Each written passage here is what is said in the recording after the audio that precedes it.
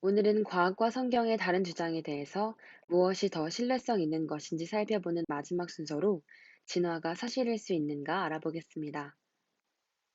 생명의 자연 발생론과 진화론은 모든 동식물들이 처음에 우연히 발생한 한 개의 세포로부터 유래됐다고 합니다. 과연 생명은 자연 발생이 가능한 것일까요? 진화론을 믿는 학자들은 생명의 자연 발생을 증명해 보려고 많은 노력을 해왔습니다. 밀러와 여러 학자들은 메탄과 암모니아, 수소, 물 등을 섞고 전기 자극을 가해서 아미노산을 여러 개 만드는 데 성공했습니다.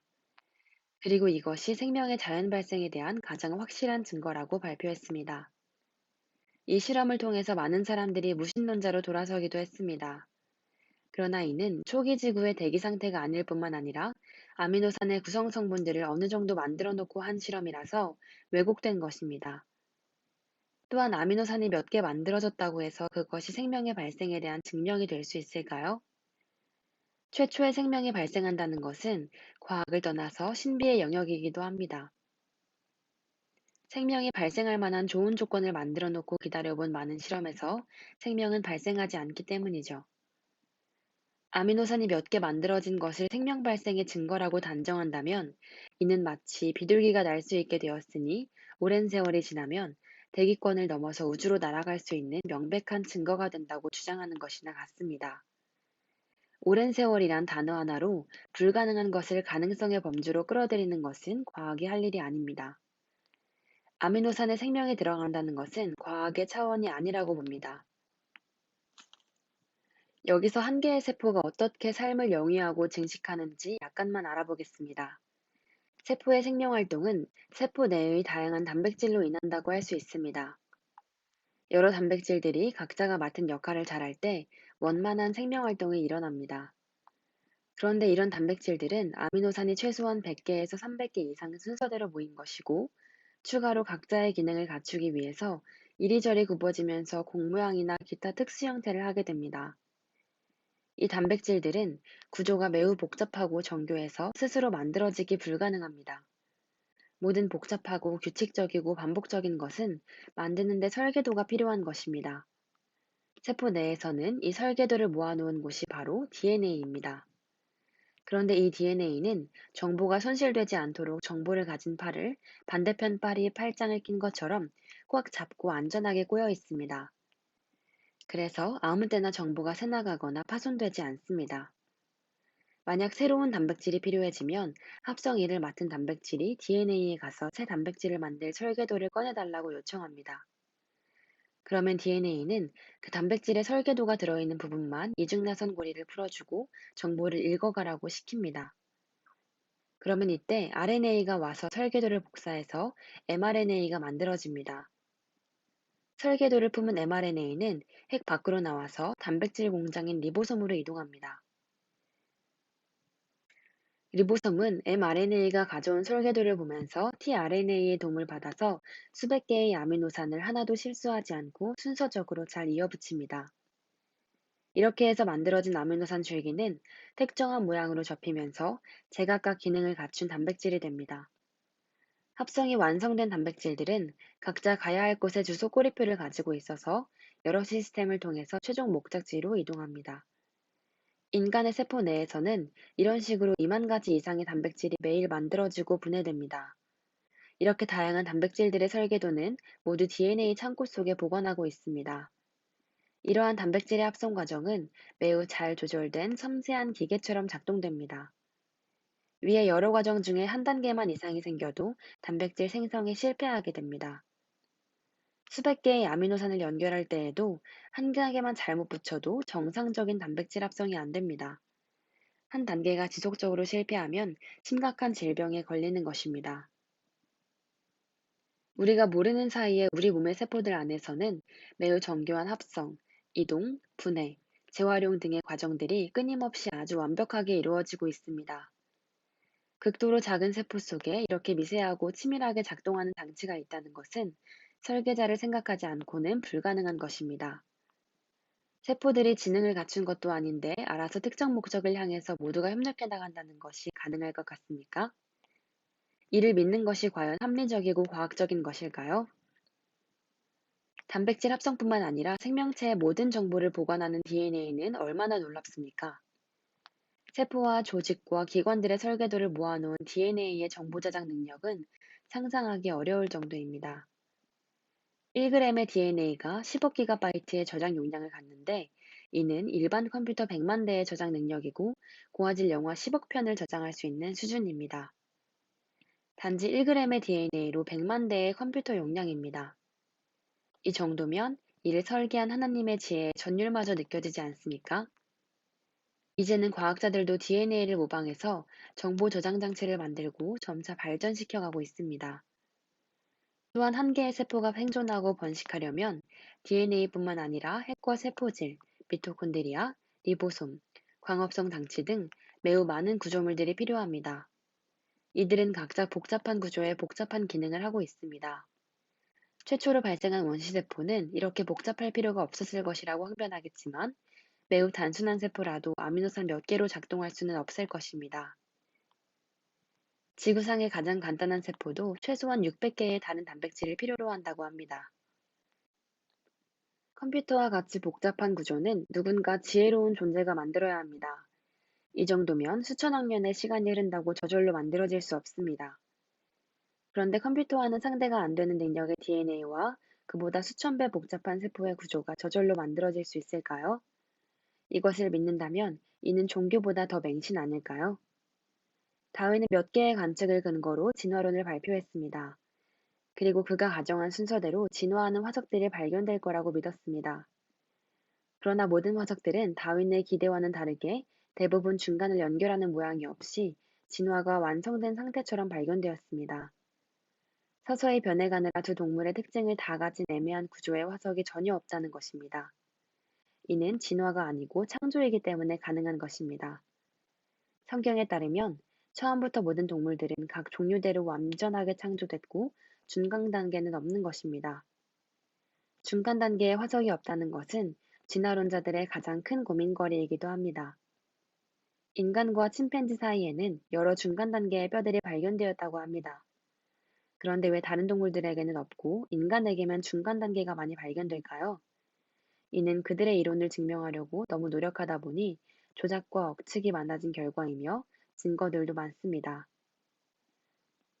또한 각각의 지층에서 그들이 바라는 순서대로 화석이 발견되지 않는 것도 큰 고민거리입니다. 진화 이론에 의하면 아래 지층에서 덜 진화된 동물이 위 지층에서 더 진화된 동물이 발견되어야 합니다. 그런데 거의 대부분의 지층에는 화석들이 마구 섞여 있습니다. 진화론 학자들이 정해놓은 표준 지층대로 나오는 화석은 거의 없다고 합니다. 그런데 더 이상한 것은 동물의 화석이 처음 나오기 시작하는 5억 년 전의 캄브리아기 지층에서부터 이미 모든 동물들이 최고로 진화한 상태로 나온다는 것입니다. 아래 지층에는 조상들의 화석이 전혀 없다가 캄브리아기에서 갑자기 폭발적으로 엄청나게 많은 화석들이 나타나기 시작하는 것입니다. 진화론에 의하면 그 아래 지층에서 훨씬 덜 진화된 미숙한 동물들이 나오다가 순차적으로 더 발달된 동물들이 나오는 것이 순리인데, 처음부터 이를 완전히 무시한 것입니다. 이를 캄브리아기에서 화석이 폭발적으로 증가한다는 뜻에서 캄브리아기 대폭발이라고 부릅니다. 진화론자들은 이 사실을 매우 당혹해합니다. 교과서들도 이를 기록하지 않고 있습니다. 또 이상한 것은 캄브리아기 지층에 있던 동물들이 중간 지층에서는 사라졌다가 현대에 다시 나타나서 살고 있기도 합니다. 참으로 뒤죽박죽이죠. 잠자리나 새우 같은 절지 동물들은 작은 눈이 수천 개씩 밀집된 고도로 발달된 시스템을 가지고 있습니다. 이는 사방을 관찰하면서 자신을 지키기 좋은 구조입니다. 그런데 화석이 처음 나오는 캄브리아기 때부터 벌써 잘 발달된 겹눈이 발견되고 있습니다. 삼엽충도 겹눈을 가졌습니다. 생물의 발생 초기부터 이렇게 최첨단 시스템이 등장할 수 있을까요? 이는 신생아가 박사학위를 가지고 나온다는 이야기와 같은 것입니다. 최첨단 설계는 지혜자로부터만 나올 수 있는 것입니다. 하나님께서 새우를 처음부터 완전한 눈을 가진 생물체로 창조하셨다고 보는 것이 더 합리적입니다. 화석이 되어야 하는 뼈에서 아직도 연한 조직이 남아있는 경우도 종종 발견됩니다. 6,500만 년 전에 살았다는 티라노사우루스의 뼈에서 살덩어리가 붙어 있는 게 발견되어 진화론자들이 기절초풍할 일이 벌어진 적도 있습니다. 유기체는 100만 년 이상 유지가 불가능하다 하는데 어떻게 수천만 년 지났다는 뼈가 아직도 존재하며 여기에 살점이 그대로 붙어 있을 수가 있겠습니까? 진화론으로는 도무지 설명이 불가능합니다. 침팬지에서 인간까지는 여러 중간 단계의 화석들이 있다고 하는데 진화 과정을 한번 유추해 보겠습니다. 이상한 것은 현재 침팬지와 인간 두 종류만 있느냐는 것입니다. 오랜 기간 서서히 진화했다면 유인원에서 인간까지 여러 방향으로 진화하면서 다양한 인간 그룹이 아직도 존재해야 합니다. 새로운 유인원이 나올 때마다 이전의 모든 단계는 완전히 멸종했다고 보는 것은 너무 무리한 추측 같습니다. 또한 다른 유인원 간에는 교배가 안 된다고 합니다. 그러므로 유전자가 같은 암수가 동시에 발생하지 않으면 새로 발생한 돌연변이 유인원은 자식을 낳지 못하고 멸종합니다. 만약 우연히 교배가 가능한 암수가 동시에 생겼다고 해도 드넓은 지구에서 같은 유전자를 가진 이성을 알아보고 사귀기 시작해야 됩니다. 이 두 가지가 동시에 일어날 확률은 얼마나 될까요? 이런 일들이 수십 번 생길 가능성은 어떤가요? 대부분의 돌연변이는 기형이나 정신지체 등을 유발하는데 돌연변이로 더 뛰어난 종족이 계속해서 생길 가능성은 또 얼마나 되어 보입니까? 이번에는 지층 문제를 좀 살펴보겠습니다. 학자들은 층층으로 쌓여있는 지층에서 각 지층 간에는 수백만 년의 차이가 있다고 합니다. 그런데 이상하게 지층들이 수십 킬로미터씩 운동장처럼 편평하게 이어져 있기도 합니다. 수백만 년 동안 비와 눈, 지진 등이 한 번도 없었을까요? 비와 홍수, 바람 등의 침식작용이 있었다면 수백만 년이 지난 후에는 지층들의 많은 변화와 굴곡이 생깁니다. 그러므로 같은 지층도 상당히 울퉁불퉁해야 합니다.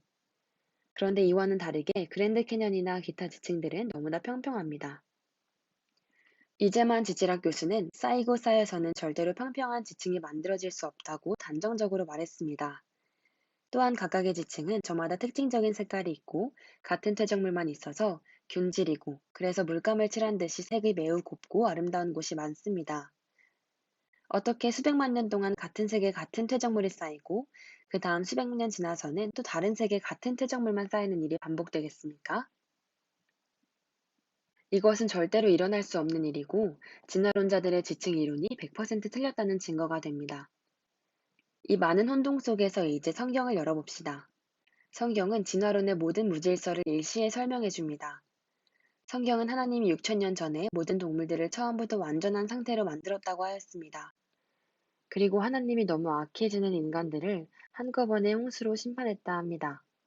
이때 홍수와 쓰나미로 인해서 많은 동물들이 토사에 매몰됐는데 그것들이 화석화되었다고 볼 수 있습니다. 캄브리아기 화석들은 단지 바다나 강의 깊은 층에 살다가 첫 번째로 매몰된 것일 수 있습니다. 그러므로 맨 아래의 화석에서 나오는 것입니다. 그리고 다른 층에서는 다른 화석들이 발견되는 것입니다. 이들은 수억 년 차이가 아니고 모두 같은 시대를 살던 동물들이며 매몰된 위치가 다른 것일 뿐입니다. 그러니 캄브리아기 층에 있던지 다른 층에 있던지 멸종된 동물들을 제외하고 대부분이 지금 같이 살고 있는 것 뿐입니다. 공룡들이 인간과 같이 살았다는 증거도 많은 편입니다.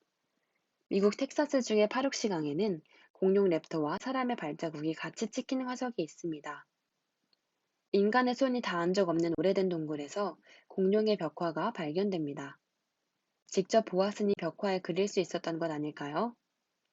12세기에 지어진 앙코르와트 사원의 벽에는 공룡 스테고사우루스가 완전히 똑같은 모양으로 새겨져 있습니다. 이 또한 당시 사람들이 직접 보았기 때문에 정확한 모양을 조각으로 만들 수 있었던 것이라 볼 수 있습니다. 티라노사우루스의 뼈에서 단백질 조직이 발견된 것은 이 공룡의 뼈가 6,500만 년이 아니라 수천 년밖에 안 된 것을 의미할 수 있습니다. 지층들이 평평한 것은 오랜 세월 동안에는 절대 불가능하고 짧은 시간 안에 생겼다는 것을 의미합니다. 이것은 확실한 증거가 있습니다.